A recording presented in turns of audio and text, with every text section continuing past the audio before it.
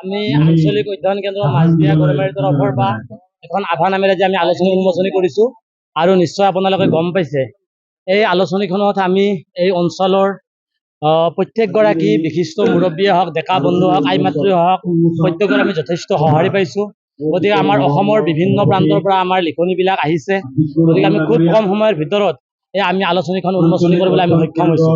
আৰু আমাৰ এই যিখন আলোচনী আজি উন্মোচনী হল, এই আলোচনীখন আমাৰ যিখন মুকলি সভা আছিল, এই মুকলি সভাত আমি সভাপতি কৰাৰ বাবে আমি আমন্ত্ৰণ জনাইছিলো আমাৰ মাছদিয়াৰ বিশিষ্ট সমাজকৰ্মী মাননীয় আতিকুৰ ৰহমান ডাঙৰীয়া।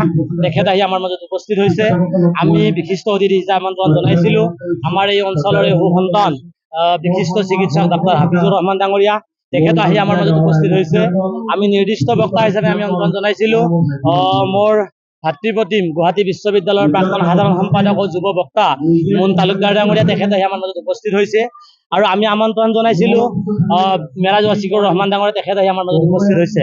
আপোনালোকে নিশ্চয় দেখিছে আমাৰ এই অঞ্চলৰ আমাৰ যিখিনি অৱসৰী লোক আছিল, অৱসৰী লোকসকলক আমি আমন্ত্ৰণ জনাইছিলো। তেওঁলোকে আমাক যথেষ্টখিনি সঁহাৰি জনাইছে। আমাৰ আইমাতৃসকলে আমাক যথেষ্ট সঁহাৰি জনাইছে। ডেকা বন্ধুসকলে মাছদিয়া গৰৈমাৰী গাঁৱৰ প্ৰত্যেকগৰাকী ডেকা বন্ধু প্ৰত্যেকে আমাক যথেষ্টখিনি সঁহাৰি জনাইছে। আৰু এই সঁহাৰি জনোৱাৰ বিনিময়ত আমি নিশ্চয় আজি আভা নামৰ আলোচনীখন উন্মোচনী কৰাৰ বাবে আমি সক্ষম হল। আৰু আচলতে আমি আলোচনীখন উন্মোচন কৰাৰ বাবে আমাৰ মাছদিয়া গাঁৱৰ বিশিষ্ট ব্যক্তি নহয়, আমাৰ এই অঞ্চলৰ বিশিষ্ট ব্যক্তি বুলি ক'লেও বঢ়াই কোৱা নহব। মাননীয় আমাৰ মাছদিয়া উচ্চতৰ মাধ্যমিক বিদ্যালয়ৰ অৱসৰপ্ৰাপ্ত ভাৰপ্ৰাপ্ত প্ৰধান শিক্ষক আলহাজ চাহেদ আলী বেছি ছাৰ, তেখেত যথেষ্ট অসুস্থতাৰ পিছতো তেখেতৰ এই সামাজিক কামবিলাকত যথেষ্ট তেখেতৰ ৰাপ আছে। তেখেতৰ লগত যেতিয়া আমি আভা নামৰ আলোচনীখন উন্মোচন কৰাৰ চিন্তা চৰ্চা কৰিছিলো, যেতিয়া আমি আঞ্চলিক অধ্যয়ন কেন্দ্ৰ মাছদিয়া গৰৈমাৰীত জন্ম দিয়াৰ চিন্তা চৰ্চা কৰিছিলো, তেওঁৰ লগত আমি যথেষ্টখিনি কথা আলোচনা বিলোচনা কৰিছিলো। আৰু ইমানখিনি বয়সৰ পিছতো এই বৃদ্ধ বয়সতো তেখেত যথেষ্ট অসুস্থতা, তাৰ পিছতো তেখেতে আহি আমাৰ আলোচনীখন উন্মোচন কৰিছে। আঞ্চলিক অধ্যয়ন কেন্দ্ৰ, আজিকালি অধ্যয়ন কেন্দ্ৰৰ নামটো অলপ মানে কমি গৈছেতো, তাৰমানে ক'ৰবাত নহলে ক'ৰবাত সেই প্ৰক্ৰিয়াটো চলি আছে। গতিকে এই অনুষ্ঠানটো আহি দেখিলো যে এই অঞ্চলত এখন আভা বুলি আলোচনী এখন উন্মোচন হল। আৰু সেই মই বক্তব্যত কৈছো যে আলোচনীখনত আমি বহুত কথা জানিব পাৰিম।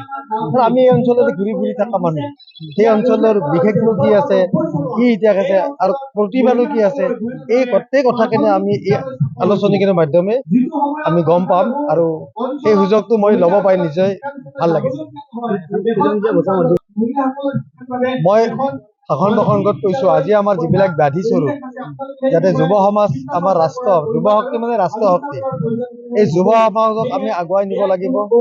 আজি আগবাঢ়িছে বহুতখিনি, কিন্তু যাতে কোনো অসামাজিক তত্ত্বই তেখেতসকলক যাতে কোনো ধৰণৰ বিপদে পৰিচালনা কৰিব নোৱাৰে, তাৰ কাৰণে আমি সেইকাৰণেতো কৈছো অধ্যয়ন কেন্দ্ৰটোৰ গুৰুত্ব তাতেই আছে। যেতিয়া অধ্যয়ন পুষ্ট হব, তেখেতসকলে যাতে সমাজৰ আচল বাটটো পাই যায়, এই ক্ষেত্ৰত আমি সকলোৱে এটা ভাল ভূমিকা পালন কৰিব লাগে বুলি ভাবোঁ।